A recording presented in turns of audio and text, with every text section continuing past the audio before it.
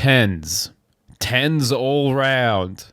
This episode's a 10. This episode's a 10. This episode's a 10. It's Series 10 we're talking about today. Oh, I thought you were talking about the hit Doctor episode Journey's End, where there are just like 10s everywhere, you know? Lots of David Tennants. Well, I mean, Doctor Who does seem to just have 10s everywhere, to be honest. Series 10, 10 out of 10 episodes, David Tennants. There's a lot of 10s. There's a lot of 10s. There's a lot. But they most reside within Doctor Who Series 10, Crispy. Do you agree? Well, we'll find out this episode. Yes, we will. It's time to close out the Peter Capaldi era, ladies and gentlemen, with our tier list rankings. Roll the intro.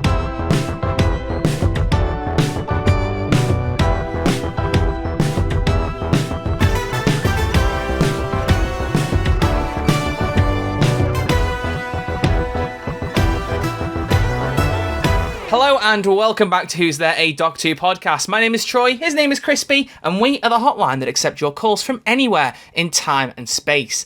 And today, ladies and gentlemen, we are into the double digits of series. You won't believe this is the 10th week we've been doing this tier list series. This is actually kind of crazy. That's a lot. It feels like we just started, to be honest. 10 weeks? Honestly, yeah. And I'm glad to see it's doing well. I mean, there were a few episodes where, you know, maybe the podcast wasn't building up quite as much, but I'm looking at the episodes now. People are checking them out. People are enjoying them. People are vibing, and it's good. It's a slow burn. It is. Oh my gosh. Yeah. I just realized I posted a video this morning. I have no idea how that's doing. You keep talking. I'm going to have a look at my stats. You go. Well, Crispy looks at his analytics. Yeah, no, when I suggested this idea to Mr. Crispy, I figured it might be a slow burn, and it's nice to see that everyone's responding well. So just a general intro there, just to say thank you all for watching these episodes. It's fun to see your reactions and your comments, especially when you hate us, but don't hate us. I'm too sensitive for that. But as always, if you're enjoying the podcast, we haven't really said this at the intro before for a while, but do make sure you subscribe on YouTube and following us on audio, rate us 5 stars, all that stuff. But today, first off, Crispy's going to tell us his analytics. How's your video doing? It's not 7 of 10. It's not too bad. The past previous 2 weeks, it's been 10 of 10. So this is a good sign. Okay. We should explain what that is. When you upload a video to YouTube, YouTube does this thing, which it's a good feature and a bad feature, I feel like. Yeah. But it will show you your 10 most recent uploads, and it will tell you where your latest video ranks within your 10 latest uploads. And so for the past few weeks, my videos have done poorly compared to my last 10 uploads, but the video is doing quite well, I should say. And whatever a video does badly for me, I need to remember that there was a time where I'd be thankful for like 50 views. Okay, so I need to keep that in mind. And you do have the unfair competition that your previous 8 videos include reviews of season 2, which all did phenomenally. So that's a very high bar to pass. Yeah, that is correct. That is correct. But that's good. That's good. I'm the same. You know, I upload a Payday video. Maybe I get first, second, third of 10. I upload something about Sonic. It's 10 of 10. Yeah. And yet, which one do I enjoy more? Well, that's a question for another day. Ladies and gentlemen, it's time to rank Series 10 of Doctor Who. A series that I have regarded as one of the best ones of modern Who. I don't think I'm alone in that opinion, but I just have a very special place in my heart for this series. So I'm interested to rank these episodes, because going into this, I don't actually know quite how many I'm going to give 10 out of 10s to. It's kind of a thing we've talked about already, when you talk about a series as a whole, sometimes you can feel differently about it compared to when you actually go individually on each episode. Like Series 6, I've been like, you know, it's a good series, I quite like it, but when we did episode by episode like breakdowns for the ranking, I was like, this is pretty good. This is some really, really good stuff here. And I wonder if I'm going to have the opposite effect here. Because Series 10, I think, as a whole series, is incredibly cohesive and really strong. I wonder when we rank the episodes where they're all going to sit. It's going to be interesting. That's such a good point. Because I agree. The vibes for Series 10, I'm excited here. Peak to Capaldi. But for Series 6, yeah, I mean, it might be partially because the finale wasn't everything I wanted it to be. But yeah, Series 6 definitely has a different vibe, but it's my personal favorite. Actually, let's get into it. We can do a little time capsule here for the lovely listening audience, because at the time of recording this, it is Wednesday night in the UK, and my favourite convention place, you know I love them very dearly, Showmasters, oh no, sarcasm, they just announced they're announcing a guest that, quote, everyone is going to want to meet on Friday this week. So by the time this episode goes out, it will have already been announced, and a lot of people are thinking it might be Peter Capaldi. I really hope it's not, for several reasons. No. Yeah, I don't want to go Showmasters to meet Peter Capaldi. It can't be. But also, can't if be. it is, I'm already going to Liverpool Comic Con, and I've got too many plans there, so I don't think I can do it anyway. So it's going to be a poison chalice either way. But we'll put it on screen now, Editing Troy. Who was the guest that was announced? If you're on audio platforms, wow. sorry, Apple, but that's just something that I'm going to get people invested in for absolutely no reason, just a fun little intro. But, you know. I wonder too. I do. I mean, Pearl Mackie and Jenna Coleman are both going. I think that's what's pushing people to think it could be Peter. Oh. And he's not done a convention since COVID, so it would be a big announcement. So... And then, like, you know, if he doesn't rock up, someone will go to his hotel and knock on the door and make sure he rocks up for the thing, right? Crispy's my guy. He's my guy. Right? Listen, Showmasters, you haven't got to do much to be better. We've already talked about it a lot. Go and listen to our podcast episodes for Jodie Whittaker and Shooty Gatwa's conventions, and you'll know the whole story. But either way, time to get to the meat of the episode. So, Editing Troy, 3, 2, 1. Here is our tier list, ladies and gentlemen. Crispy loves the snap. He loves the snap of the fingers. He's a big Infinity War fan. love it. He's a big fan of Infinity War.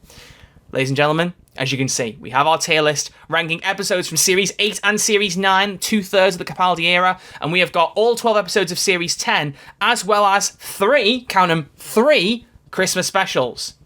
Bit nuts, bit crazy. That's the most Christmas specials we've done in one of these episodes. So, let's get right into it. Crispy, our first S tier entry is... What, you want to put Husbands of Riversong in S? I'm sorry, you don't? Whoa, man, that's crazy. No, I don't want to put it in S. Oh dear. I want to put it high up, but I want to put it. I don't want to put it in S. Make your case, Crispy. Make your case. I don't have to. We've got Louis J here. Hello, Okay. Louis. How you doing? Welcome to the show. Oh, I've been waiting for this. Series 10, Bill, the Mondasian Cyberman, the Masters, making the Cybermen scary again. But I'm not going to talk about an episode in the season. I'm going to talk about the Husbands of Riversong.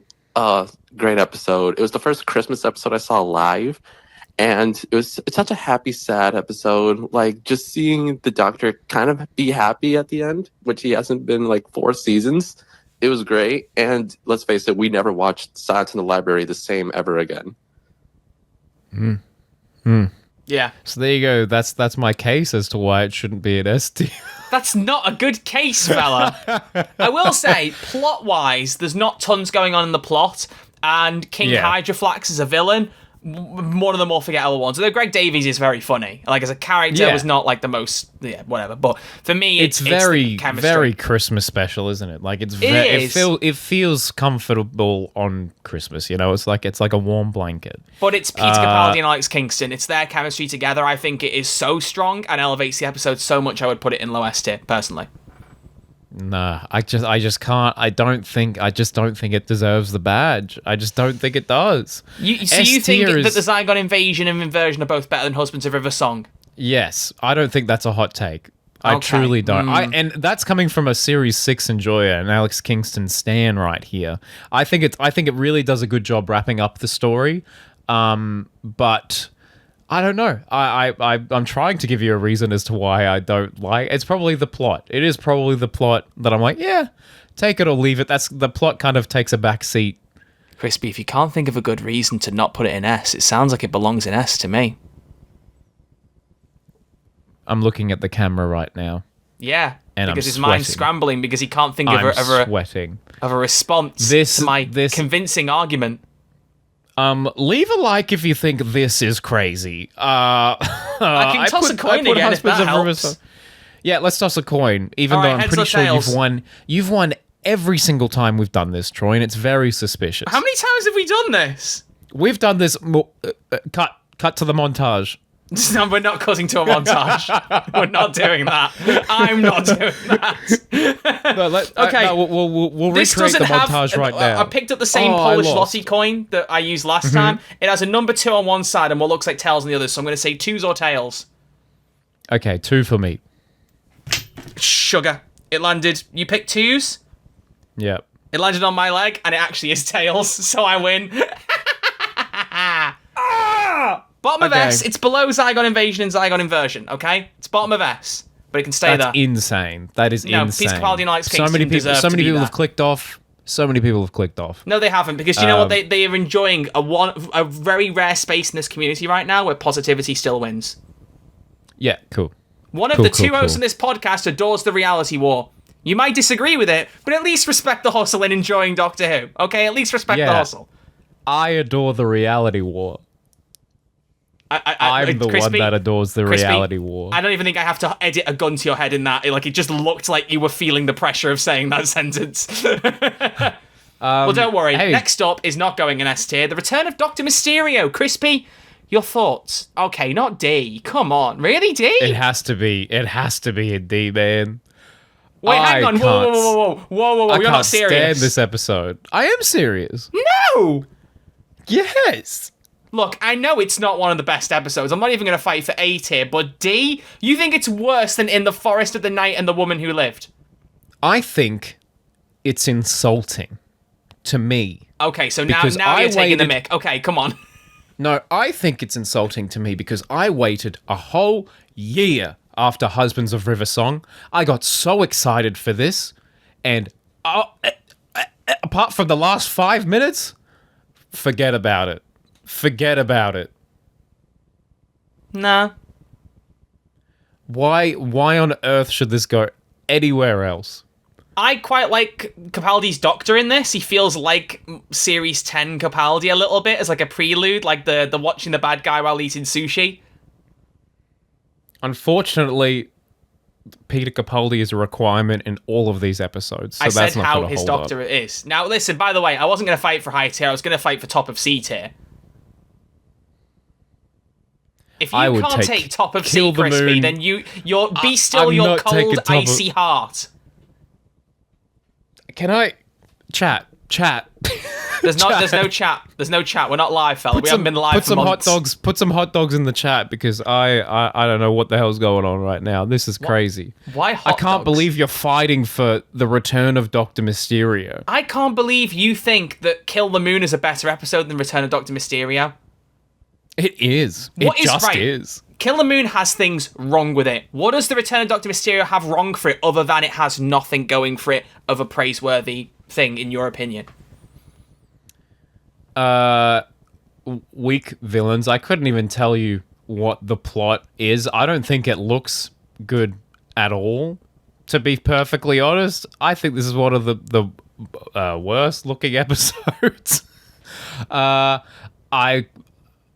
I can't stand the actor that is Mysterio. To be honest, Jake Gyllenhaal.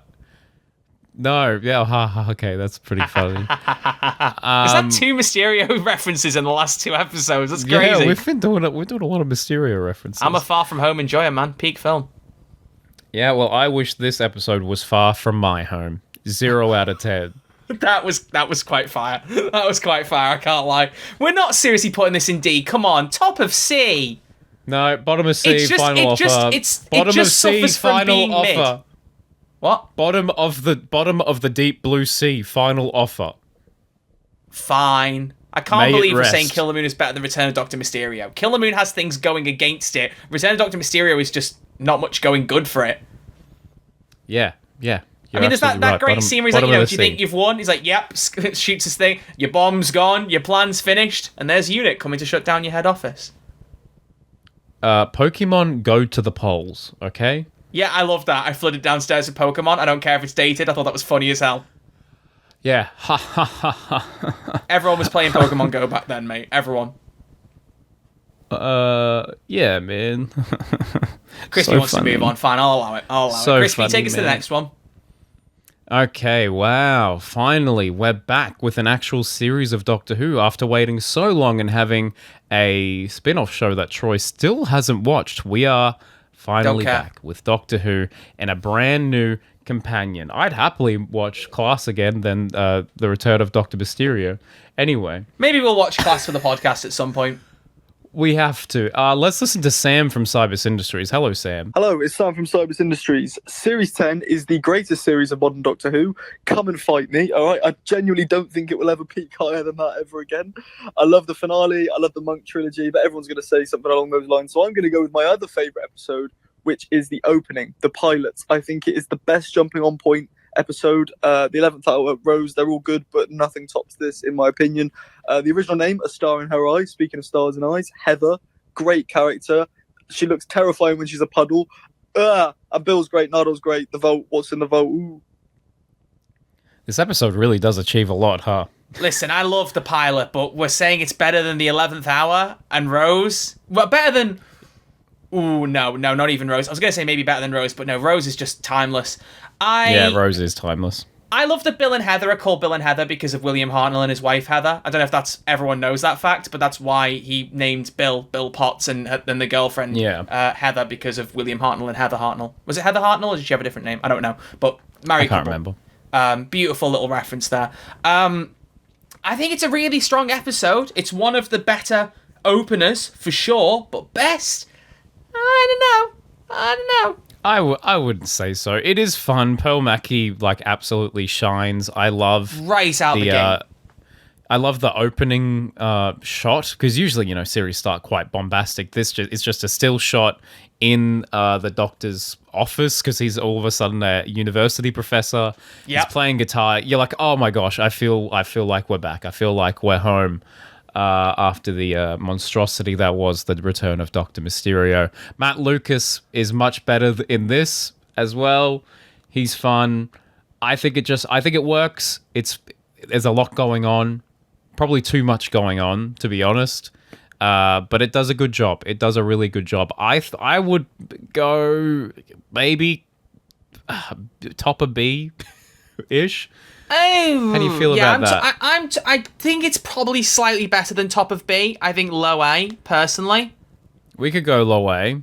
Oh, because that's crazy. The one thing with that episode that always makes me laugh though is that they keep going about how this episode was a great jumping on point. If you're new to Doctor Who, this is a great episode. It's called The Pilot. You can jump on. And then one season later, there is arguably one of, if not the best jumping on point for Doctor Who ever, which is The Woman Who Fell to Earth. Yeah. 11th Hour is probably stronger, but Woman Who Fell to Earth is just a fantastic opening episode.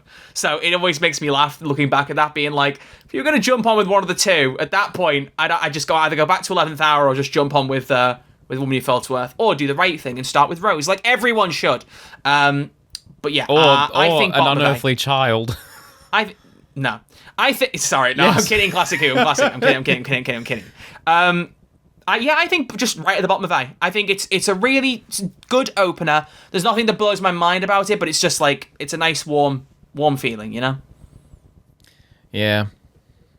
It's better than the Full Flood. Yeah, sorry, it is. It still makes me laugh so much that Under the Lake and Before the Flood have an entire tier between them. They're each the top of their respective tiers. Crazy. Well, Crispy, you're looking too miserable. Yeah. Can you do me a favour? Yep. Smile. Series 10, episode 2, baby. It's time to smile. Yeah, I don't think anyone called in about this. Let's talk about it. I like how he almost sounds disappointed, God, we've got to talk about it because I haven't got anyone else to fill the gap in for me. Gosh. Oh, we can't use our audience. Disgraceful. I like this episode. I like this one too, more than the average bear, I think. Because I don't think this episode gets talked about a lot. I love the Emojibots. I remember when I saw filming. I saw pictures of them filming this and was like, oh gosh, we're doing emojis. What are we doing here? Oh, that looks cringe. Deary me, I'm worried. Yeah. But it was a commentary on us, what form of language, the human language, would survive over however many millennia. And of course, it's emoji, the most basic form of communication. Absolutely. That's great. This is very much, a Black Mirror episode, part of the Black Mirror, catalog of Doctor Who episodes, including this and Dot and Bubble. Very commenting on us as a human race. And some brilliant location filming. I think they filmed in Spain or something. I can't remember where they filmed. Yeah, Valencia, I think. Looks incredible. I can't. Yeah, the Emojibots. Once you see them in context, I think that they honestly work really well. You get some really good moments with 12 and Bill. They work really well together. You kind of get to vibe more for what he actually does when he goes to these places and saving the day. Some good background on him. I love the two hearts thing and the way that's played out across the scene where he mentions having two hearts and she keeps being like, two hearts, and then eventually gets to, do you have really high blood pressure? And he just looks at her exasperated really high, yeah. So there's some really good interactions in this, but yeah, it's very much just a nice, it's a chill, it's a popcorn episode. You have fun with it. It is not going to blow your episode. mind, but it's fun. What's the line where he's like, I once dated a moss? Do you remember what that quote is? I think you I fancied should, because I me. remember So, every quote, but I don't think I know that one. Oh, I can't remember. They were like talking about the food, and he's like, "I once dated someone made of moss. I think he fancied me." Or so. I can't remember what the line was, but the way something Capaldi like, looks, the way yeah. Capaldi looks in that like floors me every time. He's so funny. He's great. I Capaldi love that does do man. comedy quite well. But another thing I'll give this episode is that they really do well continuing on the dynamic between Bill and the Doctor, because they set up this this kind of interesting relationship. There's the student teacher. Relationship, and then it goes well here, and the Doctor's like, this is kind of what I do. This is my day to day. There's a lot going on. Tough decisions do have to be made. And I enjoy that. The first 3 episodes, I think, connect really well to each other. Where are we going to put this? Top Where of are B? you thinking? I'm thinking like it's like it does it. I don't think it necessarily excels, but I don't think it's bad by any means. I was trying to think whether I liked it more or less than a pilot. I think I like it less. So I'm thinking B tier. Yeah. But I'm thinking high B. Yeah, that's where I'm thinking. I was thinking maybe just underneath Last Christmas, but I don't know. I'm happy with that. That seems right to me. That feels Okay. right. Wow, Cool. Sleep No More is right there. That's I'm crazy. really glad we didn't fight over that, because you would have been on thin ice. Can I keep up all these puns? I'm going to see if I can keep up puns for every episode now, folks, for transitions. Let's see if I can do it. Oh, this is good. see You if I know can who do it. else is on thin ice? Bill Potts, #1 fan. Hello. Oh, that's me. Hello. Season 10 is one of my favourite of New Who. I think my favourite episode is Thin Ice. The dynamic between Bill and the Doctor is great, and when he punches the racist, it's just fantastic. But I also think Knock Knock is interesting because it's got David Suchet of Hercule Poirot fame. I love that. Thank you. Thank you very much. Let's not get ahead of ourselves. Okay? Let's the episode after. not. It's the episode after. Yeah. How dare you say more than one episode? That's illegal. You can't do that. I think we in the call out post we need to say just series 10 episode, not episodes. Crispy, I was being sarcastic. I was But just I do kidding. think we need to do that. I don't. Because we've got a lot of full reviews here for Series 10, and I'm like, I don't know where to play that. Okay, but like, let the people be happy. I can't if Return of Dr. Mysterio exists. Crispy. It's 2025. There's so much wrong in our world. Let everyone list the things that make them happy. You're on thin ice. Who's the one who's going to bed after this? Actually, neither of us. I have been up for however long this recording is. 26 minutes and 2 seconds. I woke up so late and was like, oh gosh, Troy is waiting for me, and bounced into this. So you're Yeah, hearing he literally the texted me and went, first oh words gosh, of I'm my so day. sorry. And my reply was, please hurry. Please come back. All right, where are we putting Thin Ice? Thin Ice, I really like. You get to see a bit more of the dark side of Capaldi, almost too dark. I know people argue that the kind of the lack of remorse over the kid that's killed is like a little bit jarring, and I still don't 100% know if I love it. I think it might be a little bit too far on the dark side. I get the I move on thing, but I was a little bit like, I don't know. But I think it's another case of ends justify the means, and I really love the scene and what we get out of it, so I'm fine with it in that regard. You get his kind of jovial stuff, talking about like the butterfly effect, which when you think about it, they cover that a lot in this show.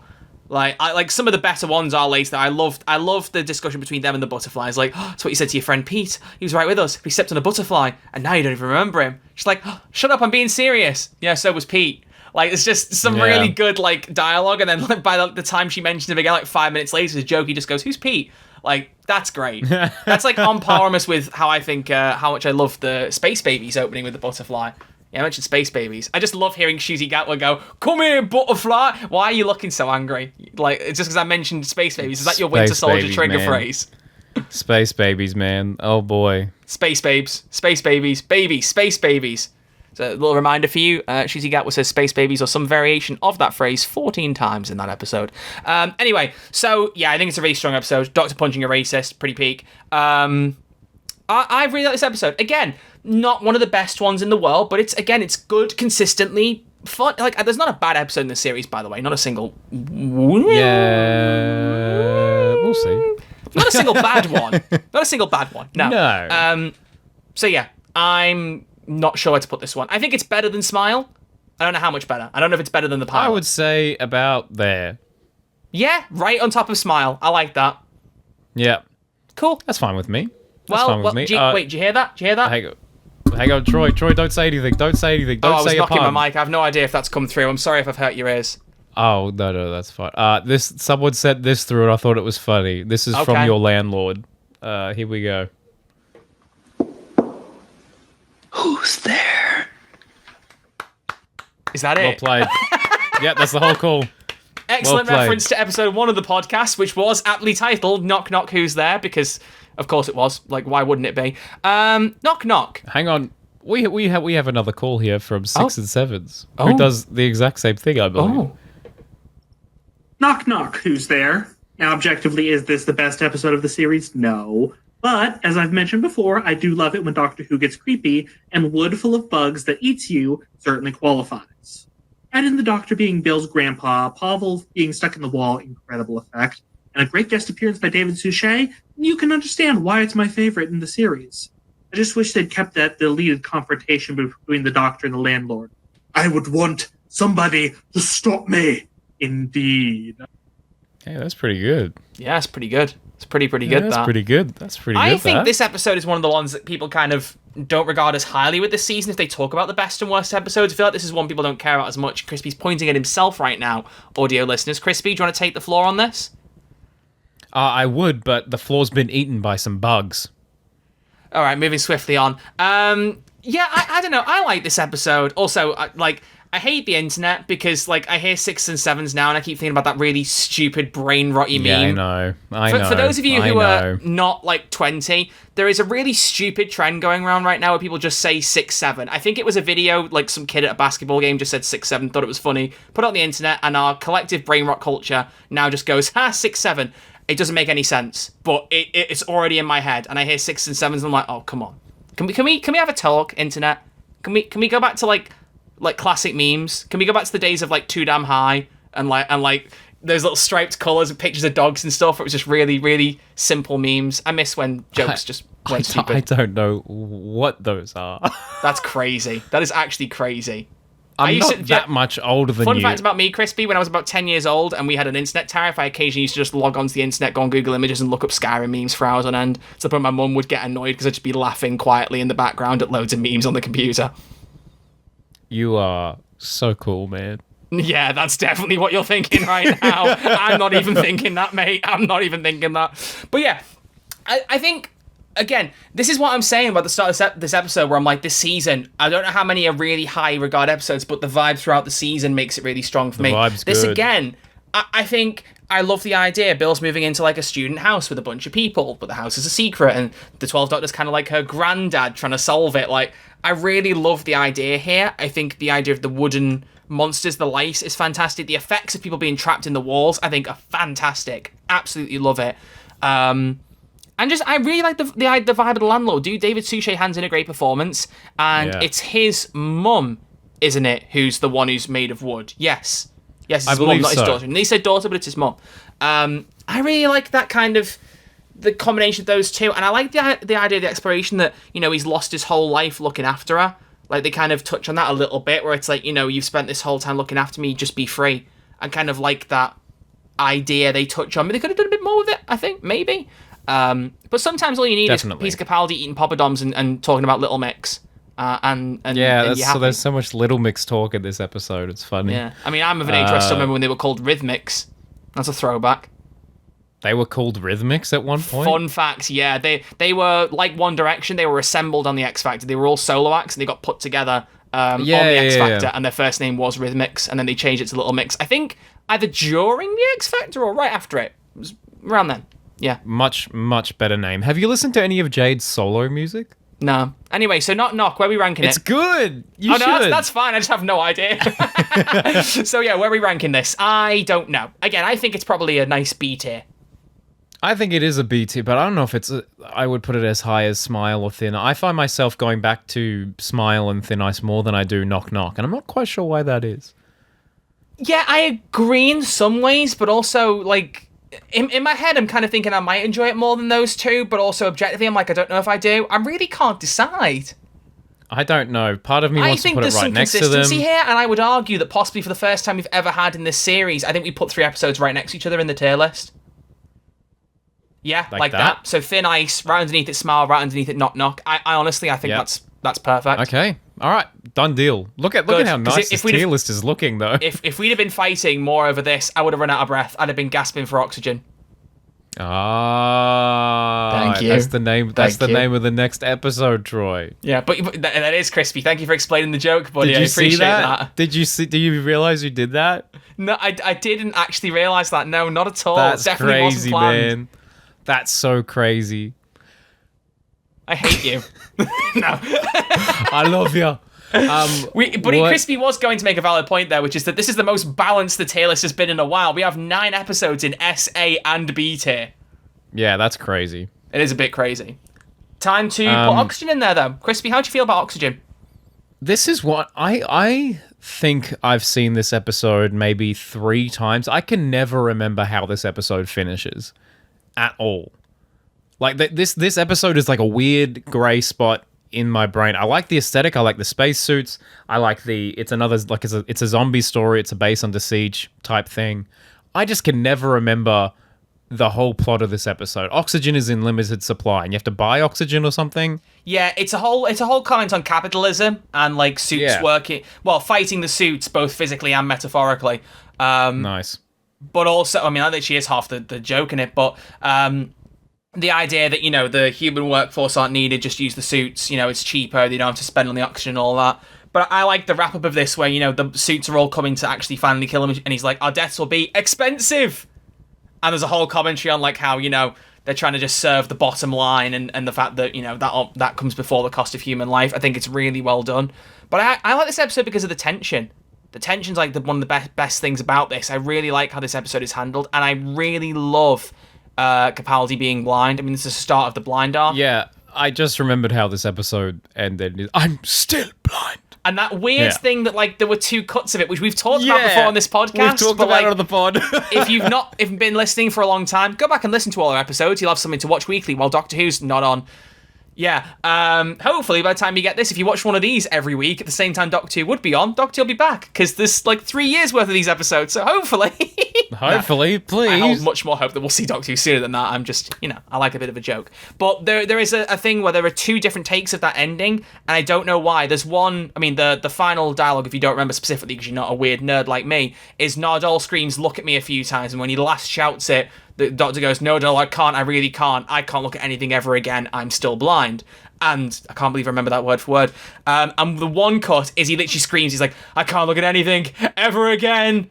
And the other one is he's really whispering. It's like, "I can't look at anything ever again." And it's the same take. It's the same shot of his face. So one's clearly dubbed weird. over.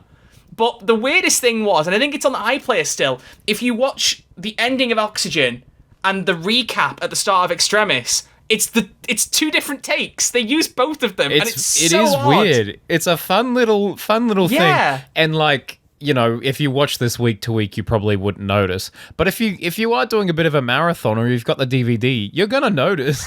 you're going All you to need to do is notice be a little this. bit neurospicy like me, and you'll spot it. Honestly, Yeah. that's the prerequisite. But yeah, I think it's a really interesting tweak to add the Doctor being blind, and I love that they don't just get rid of it after this episode because it seems like they're going to. Speaks just quite interestingly of the Doctor that when he supposedly got his vision back, he just seems to do a pretty good job of looking like he isn't blind. That's something quite cool about the character, I think, that he pulls that off quite convincingly. He could. Yeah, I really like this one. I think it's a strong episode. I think it might be stronger than the pilot. Yeah. Actually, why am I saying it might be? I think it is. I would put it somewhere around the time heist into the Dalek area of A tier. What do you think? Maybe That above works time with heist? me. Oh. That hurts. I think above. I think there's some good tension in this that is slightly stronger than that of time heist myself. Yeah, okay. Like the idea of leaving Bill behind and her thinking she's going to die. Yeah, no, I remember that now. That was very good. I find myself, I forget about this episode, and I don't know why. Make it a watch along for Patreon. That's good. That's Good good. plan. I need to edit that other one. I have it just sitting there. I've downloaded it. I need to edit our other thing for the top tier. Oh yeah, yeah. We got I so need much to anyway in the because there's pipeline. like, Don't worry. 40 gigabytes of footage on my computer that I need to sort through. I really need to clear the space, to be honest. Okay, Yeah. so there we go. Now A tier is leading with placements. Like we really had to push it. Like, you know, we were at the point, we were at extremis. I don't know. I didn't know what to do for this one. I'm sorry. I don't know. That's a tough one. You did pretty well. It's tough. So can I lead with this one? Yeah, man. S tier. This is one of the best episodes of Peter Capaldi's era. I absolutely adore this episode. I think it is so incredibly well paced, and it's set up as this weird kind of like, it almost feels like a kind of average episode plot of like this weird text called the Veritas. Everyone who sees it dies. It kind of feels like, oh, okay, we're dealing with some kind of, you know, interesting little Doctor Who plot of the week thing. But the way it evolves into the discovery that everyone's in a simulation, I genuinely can't think of a bad thing about how this is executed. I think it's so well done, especially the scene in... Is it NASA specifically, or is it the Pentagon? I can't remember, but I think it's the Pentagon. No, it's NASA. I think it's NASA, where all the dynamite's under the table, and they're like trying to figure out why are they about to blow themselves up. NASA. I don't think that's NASA. I think NASA I don't think it is. I think it's... I think it might just be some kind of research facility, or it is the Pentagon.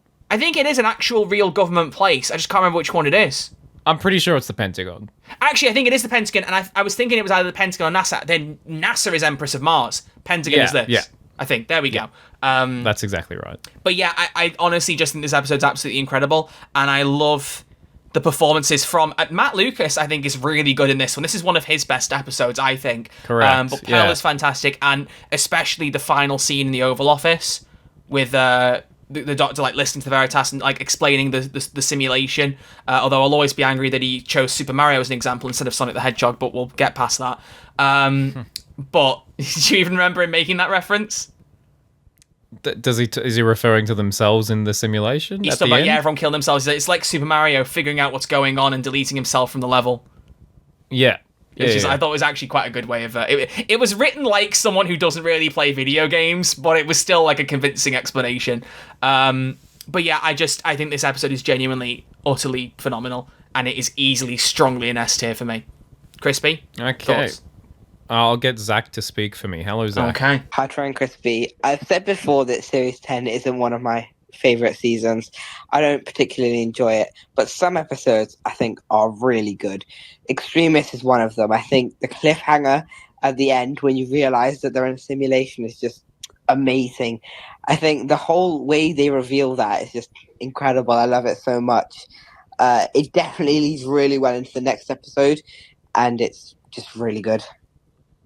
Yeah. Yep. Agreed. Also, yeah, we haven't mentioned this episode is the one that reveals Missy is the one in the vault. Yeah. Which is like, I mean, I think it was probably slightly predictable for some people. Also, people were a bit disappointed, but I think that's perfectly fine. I like how entwined Missy is as a character with the 12th Doctor. I think she's done really well. I think they could have done the actual, like, I agree. It makes sense and it's good. I like that, but I just think they could have done the actual reveal slightly better. Oh no, it does like the flashbacky thing, doesn't it? Yeah, it does a flashback thing, and like the start of the episode is when she dies, and towards the end is when she kind of, you know, like it turns out she's fine, and there's like the whole look at the fatality index, and when he sees how many deaths are tied to the Doctor, he goes, "All right, goodbye," and runs off. And it also explains how Matt Lucas or Nardole ends up with the Doctor because Riversong instructs him to. I like that they tie in that gap.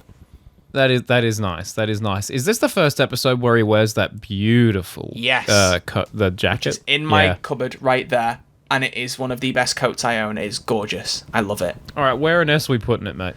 Right, I am thinking. I don't know. It's a bloody good one. I want to put it above Deep Breath. I think it breaks top 5 for me. Where are we looking? Jeez Louise. Honestly, I think it is such an incredible episode. I want to put it below Deep Breath. I want to put it right there. You want to put it in 6th at best? I mean... Troy, come on now. You don't think it breaks top 5? Troy, it's my birthday. Come on. No, it isn't. It doesn't break top 5. It does not break top 5. I think it does. Look at the caliber of episodes we have there. Fine, I'll take 6th, but I'm going to cry after this episode's done. Yeah. You big meanie. Yeah. You big meanie. All right. So, the Egyptians, when they try to find somewhere to hide during the rapture, it's the pyramid at the end of the world. That's it. Nice. Pretty good. I could not think of anything for that one either. That's the strongest. That's the strongest thing you could have said for that. Was it? Yeah. Okay. How do you feel about this episode? Also, really love this one. I always felt so indifferent to it, but there is some interesting things going on. I was in the live studio audience for a show called Whovians here for this episode. The Doctor Who after show, talk show type thing here in Australia, and that was fun. That was really, really fun. But I usually don't find myself coming back to this. It's nice to see the Doctor being the president once again, seeing him grapple with being blind. It does a lot of stuff for Bill. She makes the decision in the end.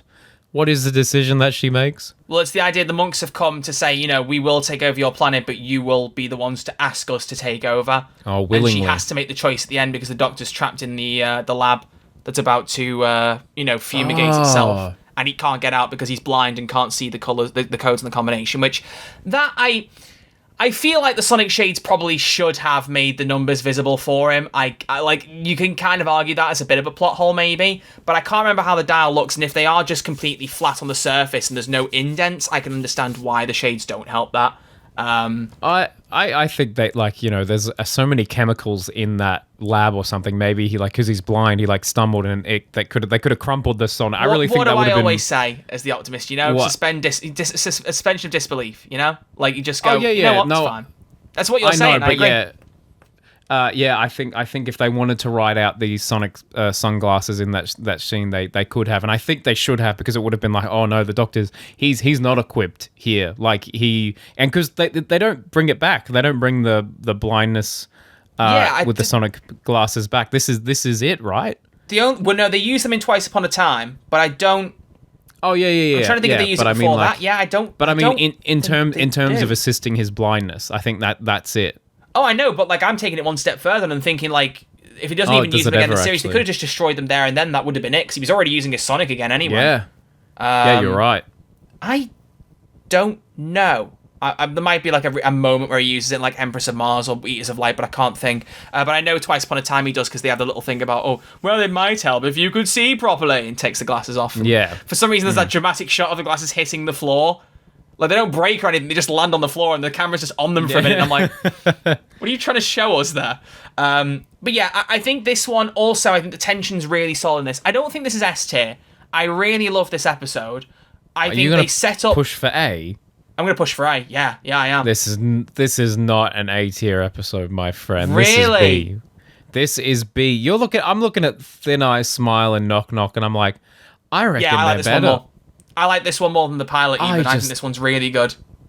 That's crazy. No, the pilot is so much better. It's not. Let us know in the comments. I love that we have the entire subplot in the lab and you're watching the end of the world start to head that direction, then trying to scramble and figure out how the end of the world will start, and realizing, well, it's not going to be this big nuclear thing. It's going to be something small that ends up consuming the world. And you have this tension of the monks doing little things in the background. They're showing their power. They can stop fighter jets flying around them. They can do literally anything they want. They are equipped to do any good or any bad they wish to do in existence, but they just want to take control, but they have to be invited. I love how that's set up as a threat. I like that they already know that they're a threat because of the simulations they've run, and I think I also really like the fact that this does feel like a really strong middle section of a 3-part story, because this was like a shock for everyone. Like, no one really expected a 3-parter in the middle of the series, or 3-parter at all, really. Russell T Davies would still have you think there are no 3 parts in Doctor Who, or at least in his era, but he's wrong. Love you, Russell. But like, the whole point is this was a very surprising thing, but I think it still works really well. I think it's staged very well, it's paced quite well, and I really enjoy it. If clearly I'm going to be on my own on that, then whatever, but I really like this one. There is one of the funniest shots in all of Doctor Who in this episode. Okay, come on. Where the monks suddenly appear in the fighter jet. Gosh, that gets me every time. Yeah. And the music cuts out. It's just this really awkward shot. I love the low-budget shot of Nardole using one of his coat hooks to talk to the Doctor. Like we're not going to invent a mic, just talking to one of your coat hooks. I love that. That's I love so it. Yeah, Doctor Who-y. Right, where are you thinking then? Come on. I'm just thinking, put it in the pile of Series 10 in B. like in there somewhere. I could. Can you at least put it at the top of that pile if you're gonna? Oh, that feels so wrong to me, but I will. I know I'm not going to get better than that. Well, no. So If you make a that's case, fine. if you make a case for somewhere in the middle, as long as it's above knock knock, I'll live. That's. I don't know. That's fine. Okay. That's fine with me. Let's now this talk one about we're really Lie of the going Land. to have to fight over this. So we need to have a precursor. We need to set some context, get the lie of the land, and then decide where we're going from there. Okay, good. Let's talk. Let's listen to I'm back Connor. on form. Hello. Back on form. Yeah, he is. I could talk about my favorite, but we all know that's going to be World Enough in Time. So, The Lie of the Land, the first third of it is so good. It's got that Sound of Drum source, that authoritarian, like apocalyptic type vibe. It's really, really cool. And then as soon as the fake regeneration happens, it just goes downhill. The rest of the episode just falls in a heap. And he didn't even have to regenerate. She's already like shot the blank. He can just be like, well done. I don't know. Put it in C. Oh. No. Ooh, wow. No. Wow. All right, well, let's listen to another caller. Let's listen to... Really? Another? Yeah, we've got 2 calls for Lie of the Land. Can you believe it? Hi, Vamshi. Hey, Troy and Crispy. As we all know, Series 10 is banger after banger, so I'm going to talk about an episode that's often underappreciated, and that's The Lie of the Land. I love this episode. Everybody says that it's the worst out of the Monks trilogy, but I think it's amazing. I think the vibes are there, the cinematography is there, it's creative. It's got a lot of cool dialogue between Missy and the Doctor and everyone, and I love the Doctor's suit, so I think it's absolutely up there. Also, Extremis is amazing. It's my joint favorite episode with Listen. Yeah. We already Dude talked just about has it. taste. Just has taste. Call him let's Sabrina listen to- Carpenter. What? Oh, nice reference. Let's listen to Alkai the Cowboy. But again, hello. I'm not sure if we're allowed to have 2 goes on these, but nobody is going to say The Lie of the Land but me, probably.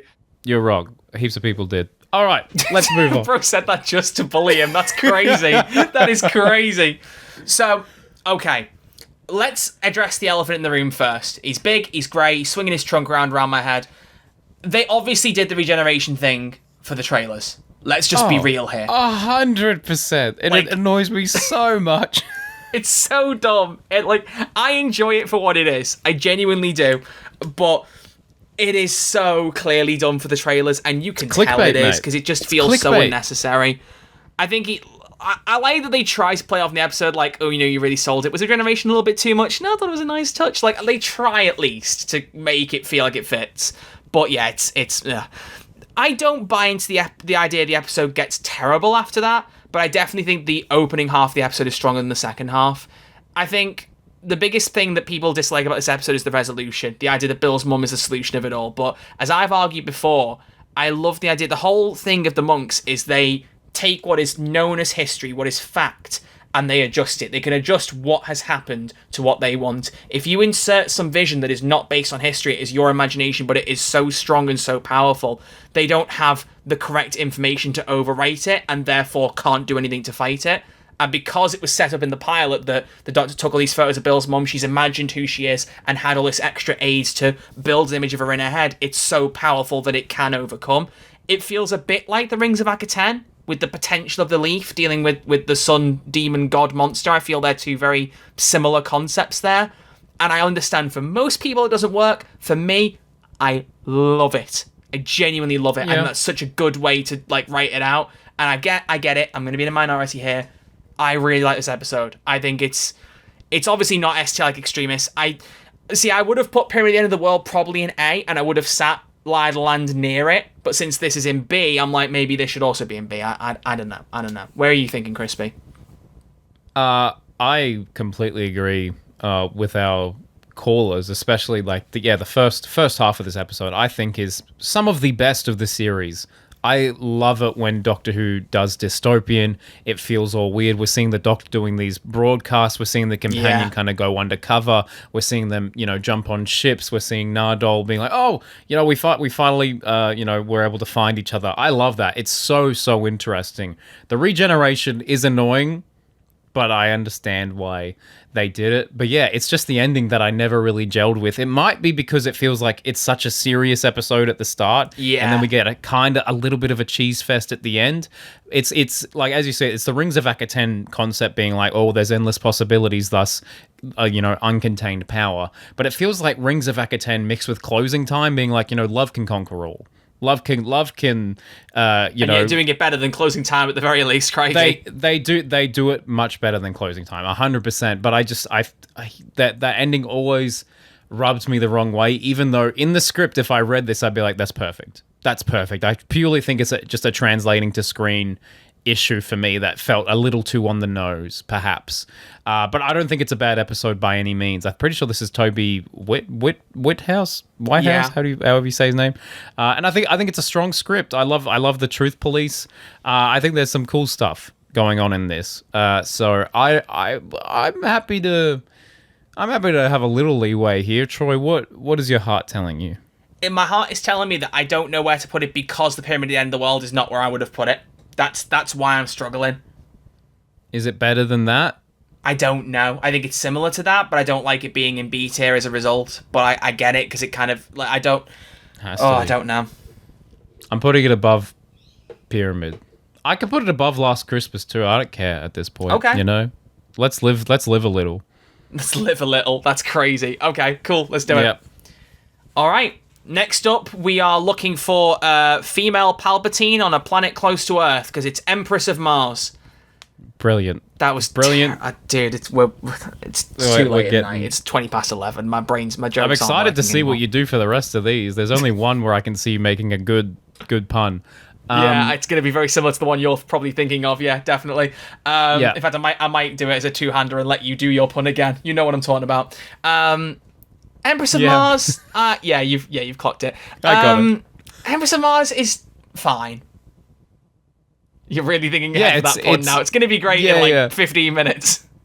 It's so unfortunate. The director of this episode, Empress of Mars, directed the last episode, and he directed a bunch of the best looking episodes of Class. I will give Class some credit. There are some gorgeous looking episodes in Class, and I think Live the Land looks fantastic. I think there's moments in Empress of Mars where I'm like, yeah, they've got the sauce. They got the sauce for this. There's some really good shots in this visually. Yeah, like just I think they sell the planet quite well, even though it is clearly just in a cave somewhere. Yeah. But ultimately, I think it's just a pretty forgettable story. Unfortunately, as much as I love Mark, I think this is his last script for Doctor Who thus far. I think. I'm pretty sure. I think it is. Yeah. I don't necessarily think he, finished his time on his best work necessarily. No. I think the Empress, it's like it's classic Doctor Who, man. We've got the monster that goes, like that's the vibe we're going Love me for some here. Ice Warriors, We get stuck on Mars with a bunch of soldiers that shouldn't be there. We're in spacesuits. It's fun. It's I would say it's a popcorn episode. It doesn't it's not offensive. Yeah. It's just kind of there. You're not gonna have a bad time with it. I am thinking, personally, B tier underneath, or I was somewhere around Robot of Sherwood, either above it or below it. I think maybe below it. Yeah, I can mess with that. We have broken our first tier, ladies and gentlemen. B tier has two rows. Where did you want choose it where here? to put it. You choose either side of Robot of Sherwood. Underneath. Okay. So the girl who died is still the lowest B tier episode. Fair. It's fine with me. I feel about this next one the way you feel about the way the Return of Doctor Mysterio, but call some moths because we need some light to be eaten. Okay. Well, I don't know. Okay. That was terrible. Okay. All right. It's the Eaters of Light, ladies and gentlemen, which to me is out of every episode of Doctor Who that I don't like that much, and there aren't many, as a lot of you know, I am the optimist when it comes to this blooming show. This is the one that I like the least for just being inoffensive. There is nothing really bad about this episode at all. I just don't enjoy it. It's just so forgettable and really bland, and also the idea that crows carve because they're named after like a woman called Car. Look, I get it's typical Doctor Who cheesy stuff, and for every little cheesy reference you can make in Doctor Who, there'll be some that people love and some people don't. This is just one of the very few that I sit in the camp of, I don't love this. I think it's a bit too much, but I get that that's a personal opinion. I will say, I love the suggestion that Romans were more open with their sexuality than you might think. I think that was a cool little mirror and like reflection on Bill's sexuality. Probably the best bit of the episode, that scene in the cave with them. And I like the idea the Doctor tries to give up his life to defend against the monster thing that I don't even really remember, but it's just very bland, very forgettable. Mid feels like a compliment, to be honest. It's not bad. And I feel bad as well because it's a classic Who writer that came back to write a modern Who story. This should be if there was any episode that like we were hoping for to do well, it was this one. I was excited for it, and actually I should tell you something. You shouldn't. Moving on. Okay. No, go so well enough in time. During series 10. It was my second year at university, but I had just moved into a college, so it was like on-campus living. Okay. And we had this little group chat with all the Doctor Who fans, and so we'd meet up in one of the common rooms every Sunday night and watch Doctor Who together, and it was so much fun, so special. I love that. Like, I hold those memories very, very close. There would have been like maybe 10 of us all together. That's the most people I've ever watched Doctor Who with in my life, so it was like so exciting. And this was the last episode we all watched because it was mid-semester break when we went to like midterm break or whatever before the finale, and I just wished we got to the finale with everyone because we're all in our separate homes watching this insane finale. But Eaters of Light was the whimper in which we left that beautiful time in my life. But yeah, I you know how I was late this morning to the recording because I slept so much. Yeah. I tried to watch Eaters of Light before bed and I fell asleep. So there you go. It propelled me into a deep slumber. Last night, yeah. Oh my days. I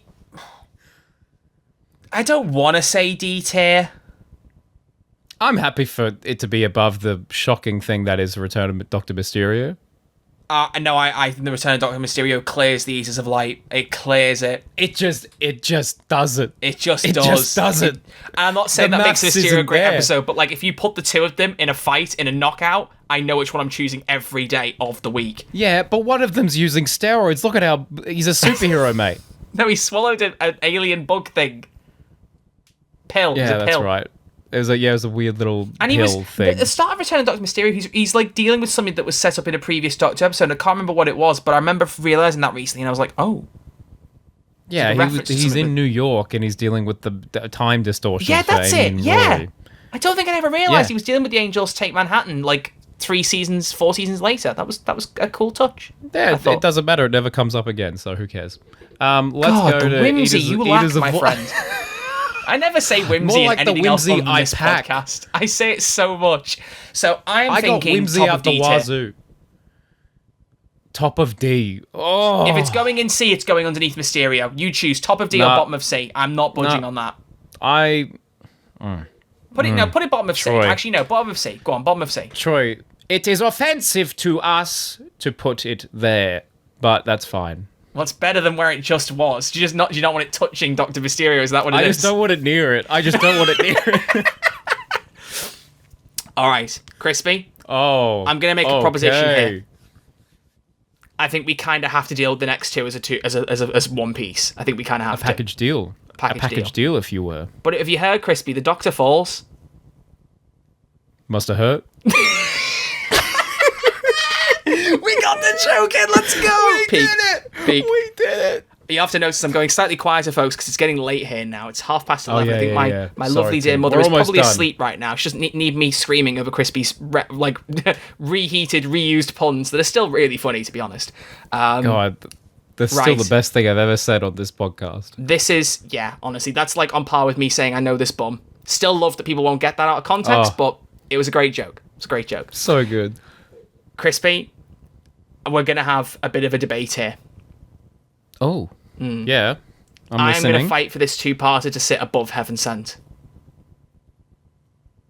Oh.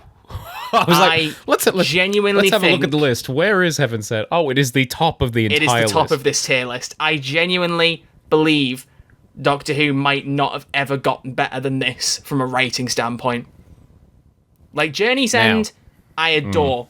I think Stolen Earth and Journey's End is probably the peak of Doctor Who for everything that the Doctor Who means with characters and monsters and settings and building up plot arcs and all that.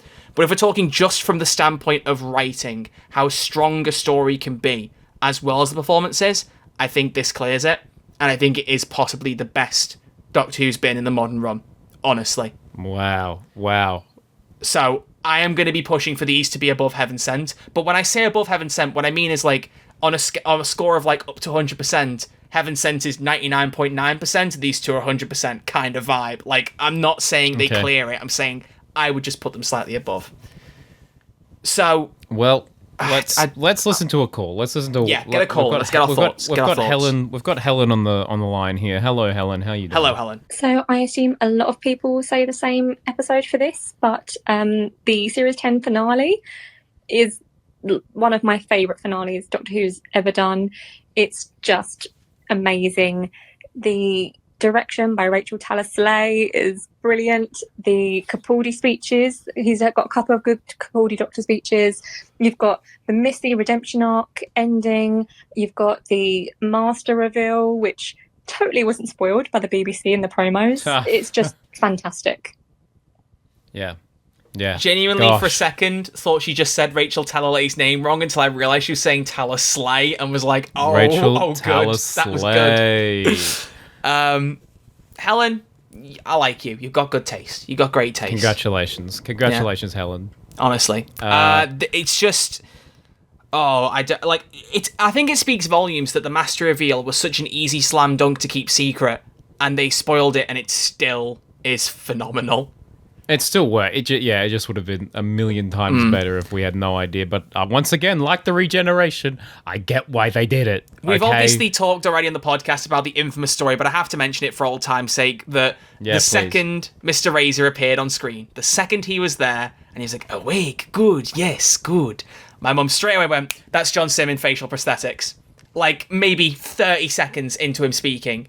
I remember looking at him going... That's insane. Going, oh my God, you're right. Like, I don't know how she did it, because honestly, I think the facial prosthetics was really blooming good. It is very good. I was fooled. I think maybe because we both knew he was going to be in this, and it kind of like hung in the back of our brains. I think maybe she had it more in her head than I did. I kind of almost forgotten or tried to maybe, but as soon as she said it, couldn't unsee it the whole episode. Could not unsee it. I've talked a lot, especially in this season, about like, well, actually just this era about pacing. Pacing's been one thing that I never really understood the fuss about when I was a kid. People talk about things being well or badly paced, but as I've gotten older, become a grizzled letterboxd user, I feel like I understand pacing a lot more, and I appreciate it more. And Capaldi's got some episodes with absolutely incredible pacing. World Enough in Time is like a masterclass of that. An absolute masterclass. That we have an entire story play out where it's a couple of minutes for the 12th Doctor, but it is literally years, decades for Bill. It's just everything about this. It's one of those things where like I should have a list of 20 things to say right now, but I'm almost like still so floored by it 8 years later that I don't even know where to go. Michelle Gomez, absolutely phenomenal. Completely sells the Missy the Missy redemption arc. I think is so well done. I think she's fantastic. Bill Potts, the best performances of the whole season, especially the second episode, the barn scene between her and the Doctor, where I just the editing part of me, but also just like the way it's shot, but the way that when it's Bill talking and it's like talking from her perspective, they show her as a human, and then when she's kind of part of the larger scene, she's Bill the Cyberman. But that scene in the barn where like she's like, I'm human, and the shot of the Cyberman glove comes into frame, the shadow behind her is the Cyberman head, even though it's her head. It's like the effort that went into filming this, and the performances and the writing and the soundtrack. The soundtrack is so haunting at times. Murray Gold wrote some fantastic stuff here. John Sim is phenomenal, even if there's the weird, like, kind of incest joke's a bit odd. But again, I've said this before, when an episode has a couple of strange little things in it, like, if the episode's that good, I just don't care. And I feel like that about that. And it's the same with the John Masters reveal being spoiled. That should annoy me. The episode's so good, I just don't care. I just do not. Like, it doesn't even pierce, like, my attitude at all. I just think that for me, Heaven Sent, you look at Heaven Sent, it is an incredible isolated episode of Doctor Who. Yes, it does play into the wider season, but it is an excellent analysis of grief, of the Doctor's character, of pacing, and of writing that you could watch in a bottle. This one is not just that as a two-parter, but it also plays so much more widely. It gives you an origin for the Cybermen that I love. It gives you set up with the Master and Missy, which is fantastic. They have such great dynamic, and they build off that so well. If you've seen previous episodes, like previous seasons, you'll love that more. If not, you'll still enjoy it. I think the performances are stellar. I think you kind of have Capaldi at his top form in Heaven Sent, but you also have everyone else at their top form in this episode too. You've got 2 episodes, so you've got more time to spend in it, and I don't think any of the time is wasted. I think it's spread out perfectly. I love the idea that it isn't world-ending stakes. It is the stake of one ship, and particularly this one floor on the ship, this one colony of people. I think sometimes we talked about this before, Doctor Who works best when it doesn't have to be world-ending stakes. It just has to be ones that are important to our characters. And that is sold perfectly with that farm colony. Yeah, I love that. I kind of look at Heaven Sent and be like, this is perfect. It's like that Top Gear meme. This is amazing, but I like this. Like, it's just... There's something about this one, maybe because there's more to it, maybe because there's more characters, more performances, or maybe because it's more of a culmination of an era or something. I don't know. I'm a sucker for finales. I just feel like if I was going to recommend Doctor Who at its absolute peak... The normie, in inverted commas, answer I would give is Heaven Sent or Blink. Blink is kind of a common one. I would go Heaven Sent. But if I really wanted to go full-on nerd, this is the best I think Doctor Who's ever been from like a story standpoint. For everything else, I would say World Enough in Time, The Doctor Falls. And that is why I would put them in S tier, probably World Enough at Time and Time at the top and Doctor Falls right underneath it, and then Heaven Sent. Thank you for listening to my TED Talk. Crispy, your thoughts? Ticks all around. Tick, tick, tick, tick. Absolutely agree with you. I think we might have to break our deal in a second here, but we'll talk on that. Okay. Deal. I think World Enough in Time is one of the best pieces of television I have ever seen in my life. The direction is... I was absolutely shocked at how good the direction is for World Enough in Time. It is stunning. It is absolutely gorgeous. My favorite shot in this is weirdly, like, it's not necessarily a very memorable shot, but it's just the way the camera moves between the signs in the conversion chamber where it goes in, out, or whatever conversion theater. The fluidity of those movements is unreal. I could go on about Rachel Talaslay's direction forever. There are so many good things. Bill's shock death in part 1, like the hole in her chest. There's a few moments in Doctor Who that genuinely make my jaw hit the ground. That was one of them. When that happened, I was like, oh my god, we are in for an all-timer here, and I was not disappointed at all. Stephen Moffat writing this episode is insane. The way it bounces between the two storylines running on completely different timelines, like time-wise, is insane. That's an insane concept. The visual effects look absolutely fantastic. I believe this is one of the first episode that John Smith worked on, who went on to do all of Jodie Whittaker's visual effects. Yes, probably the best. Is it? Why was the name Ben Pickles coming to mind? I thought his name was Ben Pickles. Yeah, no, that's his name. But he goes by John Smith on the internet. Oh. Yeah, look at that. Look at that with my name knowledge. I was like, that just came to me in a dream there. But yeah, probably He's the most important person we've ever had on Doctor Who for visual effects. And, by the way, fun fact, a Crispy Pro fan. Is he a Who's There fan, though? I don't know. I asked him to come on this podcast. He says, no, I don't do public appearances. I was like, fair enough. Valid. Well, we love you anyway, Ben. I did ask. I would have loved you more if you come on the podcast. No. But yeah, I mean, you're just making me think of so many more things. Yeah, the shock death, the whole patience with the pain, the tension of that is so uncomfortable. And also I've said it before, I know when we talked about Series 10, but the concept of time dilation just in and of itself, I think is fascinating. Awesome. Maybe I'm a big nerd saying that. Such a fascinating idea that, near a black hole, 2 different places in proximity, time is moving at different paces. Fantastic. And it's used perfectly, not just in World Enough in Time, but also in The Doctor Falls. A few nights for them is centuries for Cybermen to evolve and prepare. Like, I love when a concept isn't just introduced for a few little gimmicky lines, but it is continuously used really well. And I think this story is a great example of that. Okay, so Crispy, you out to break our deal? What do you mean? I think in my heart of hearts. Oh, I know what you're going World to do Enough here. in Time. Yeah, World Enough in Time. I could make an argument being, yeah, that's the best. Okay. That's the best episode of this era. I would say that Heaven Sent is better than The Doctor Falls. Even though...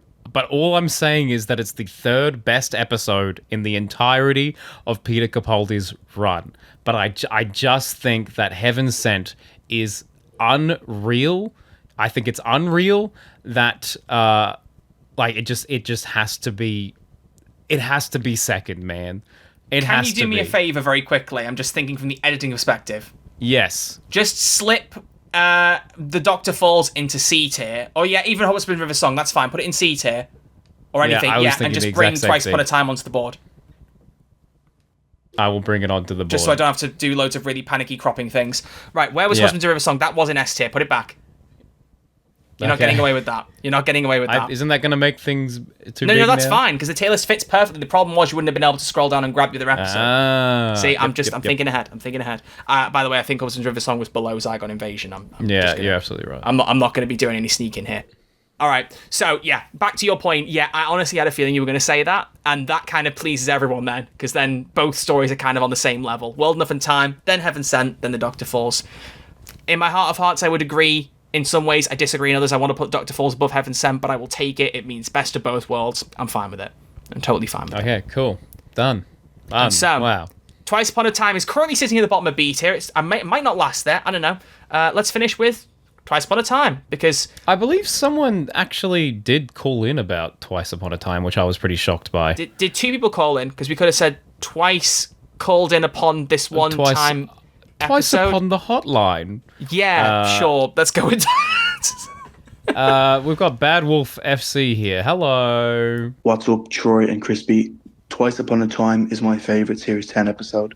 Although the finale is amazing and the best finale of New Who, Twice Upon a Time just felt like the perfect finale for Capaldi's run, Moffat's era, and just the whole New Who as a whole, because it completely changed in 2018. I think Peter Capaldi is amazing in this and has an incredible speech at the end. David Bradley shines as the First Doctor, and Mark Gatiss is really good despite his acting ability not to be that good, except in Sherlock, I suppose, but that's not important. Thank you so much for doing these rankings and reminding us why we love the show so much. You're welcome. What was that hot take? Couple of rogue comments there saying Mark Gatiss wasn't a very good actor other than in Sherlock. That's crazy.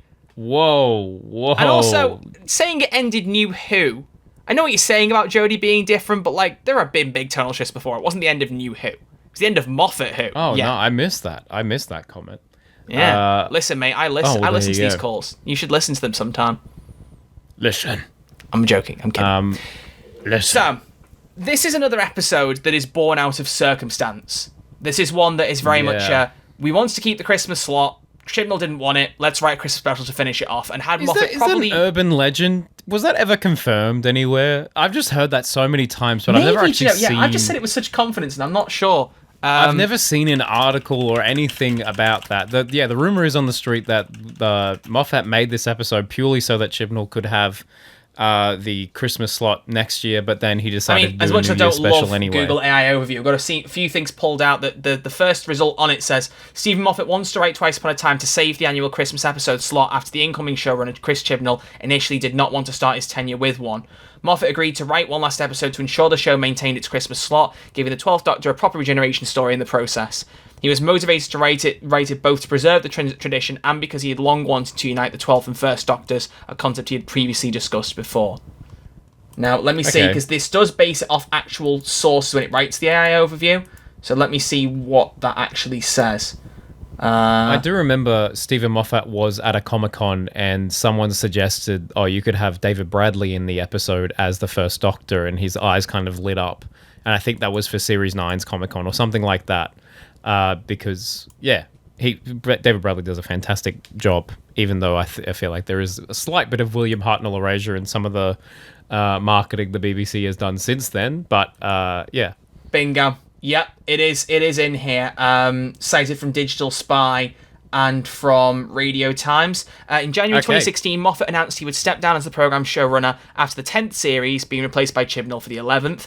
But a 2017 Christmas special was not mentioned in the plans at the time. The change in showrunners almost caused the annual episode to be cancelled, as Moffat plans to leave after the 10th series finale, and Chibnall did not want to begin his run with the Christmas special. When he learned of Chibnall's plans, Moffat elected to stay long enough to produce one final episode, as he was concerned the show would lose the 25th of December slot in the future if it missed a year. As a result, he had to rewrite his plans for 10th series finale to allow Capaldi to appear in one more episode. And I think it does show in some ways. I think with that finale of the Doctor Falls, I think it works perfectly with the I Will Not Change. Don't hate it at all. I think it's a really strong ending. But I think you can kind of tell with how that was framed, he could have very easily just regenerated to Jodie there and would have been done. I'm glad he didn't, because that's my point I was going to make, was that this is one that was born out of circumstance, but I actually think really works and justifies its existence. I really, really enjoy this episode. Yeah. I don't think it's a bad episode by any means, but I think it's of course the case with following up such a stellar story that anything will pale in comparison, even if it isn't bad itself. So I think it's like a high B, to be honest. I never liked how they brought Bill back, and it's not Bill. The whole what is that called? The harmony thing? What is it called? I can't remember what the holograms. The hologram thing. That's a tough trivia question for everyone. Testimony. That's the one. Testimony. There is no villain to this story. There is Which no I love. real villain. I actually really like that. I love this the is reaction. once It's not an evil plan. I don't know what to do if it's not an evil plan. Yeah, I don't know. It unfortunately has the reputation of being tacked on, and it does feel slightly tacked on, but I think they do a good job with it. I think, Peter and David Bradley do a fantastic job, but I don't know. In terms of Peter Capaldi's final episodes, I think I would have preferred it, the Doctor Falls. Okay. Is where I'm at. Fair enough. I think I really do enjoy this. I love the banter between 12 and 1. I think obviously there are some lines from 1 that feel a bit like they're trying to play on the 60s a little bit and be like, oh, come on, jolly good smack bottom and woman should be cleaning the TARDIS. Like that at all.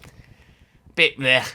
But yeah, I think I agree with you. I think the biggest thing that lets this episode down is Bill is brought back to kind of just be the end of the finale, like the end of this era. And you can tell that they kind of had to think of a way to bring her back. And I don't hate it. I think it's fine. And again, as I've said with quite a few of these episodes, I think the ends do justify the means with that final scene of them all hugging and Clara coming back. I think it's lovely. But I do agree, like if it was one thing I was to point out as kind of something that could have been written better, it would have been Bill coming back. Because we just come up with a great way to finish her character and then she's back for one more episode. Like, I get it. I do. I don't know. I'm torn between top of B and bottom of A, honestly. I could push for an A. And like, if it's bottom of A, it would be literally the bottom. It'd be under the pilot, I think, probably. Yeah, that feels all right to me. Cool. Generous, but all right. Ladies and gentlemen, while Crispy was talking a minute ago, I just set up our previous tier list because I just wanted to do some comparisons as I did last time. And we have some interesting conclusions to make here. Very, very interesting. What's the data? Data? Obviously, we have to remember that as these eras go on, the number of episodes the Doctors have does reduce, so you have to bear that in mind as a factor. David Tennant had more episodes than Matt Smith, who had more episodes than Peter Capaldi, who had more episodes than Jodie, who had much more than Ncuti Gatwa. When it comes to S tier, David Tennant had 20... Hang on, wait. 5, what? 10, 11... Hang on, that'd be 22. 20 S tier episodes for us. We did 20 S tier episodes for David Tennant? 20 in S tier for David Tennant. For Matt Smith... We're so generous. For Matt Smith, we had 16 episodes in S tier. Oh my god. For Peter Capaldi, we have 12. Oh, that's a good number. That's a great number for Peter Capaldi, tell you what. For A tier, now here's where I really am intrigued by this. A tier, 11 for David Tennant, 10 for Matt Smith, and 11 again for Capaldi. Interesting. So we were saying there were, like, in terms of like the good to great episodes, there was as many for Capaldi as there was for David Tennant, which I think I like that idea. I like that. For B tier, 11 again for Matt Smith. 11 again for David Tennant, 15 B tiers for Matt Smith, and only 12 B tiers for Capaldi. And we got reduced episode count, so it's like hard to know. David Tennant had 4 Cs. Matt Smith had 3 Cs. Capaldi, 3 Cs. And as for D, there's only 1 for David Tennant, none for Matt Smith, and 2 for Capaldi. So, yeah. If we compare it to David Tennant, I think this is the most interesting one because that's kind of the era that's most highly regarded. Capaldi had less S tiers, the same number of A tiers, the same number of B tiers, less C tiers, and 1 more D tier. So you can kind of see that the reduced episode count is showing that I think this era has a very similar level of reviews to David Tennant. Maybe it could have done with 1 or 2 more S tiers. At least for us. But I think, based on how we've reviewed it, I think these eras hold up very similarly, which I think makes sense. I honestly do think that makes sense. I love this era, man. Such a good time to be a Doctor Who fan. Yeah, like the Tennant era is like the nostalgic, everyone loves it era. This one I think is the underrated. There's some really strong stuff here that sometimes goes under the radar era. So I'm really happy with that. We conclude then, to summarise, with 12 in S tier, 11 in A tier, 12 in B tier, so some real consistency there in those top 3 tiers, as well as 3 in C tier and 2 in D tier. In fact, that's the one thing I would take away from this, that Capaldi has the most consistency between S, A and B tiers out of any era we reviewed so far. Yeah. So that means that for most of the time you're going to get a good episode or stronger. Amen. Crispy, this has been a long episode. Mm-hmm. Mm-hmm. Give us some closing comments. Give us a grand finale. End this off. I really hope that Peter Capaldi doesn't get announced for that Comic-Con. Please. I want to meet that man more than anything. But A, I don't want it to be Showmasters, and B, I don't want it to be the same con where I'm already at Liverpool. Because I bet you if they announce him, he'd be a Saturday only like Shooty Gatwa was, and I would not be able to go anyway. So like either way, I'm not going to be going to it if they announce him. But it's going to be, it's going to be a terrible, please don't announce him. Please don't. But great era, man. Good job, Pete. Why'd you have to remind me of that, Crispy? I'd forgotten about that. That's all right. Go to sleep, man. Don't think about it. Go to sleep, mate. I just started replaying Mass Effect. I'm gonna go play that for a couple hours. Oh my gosh.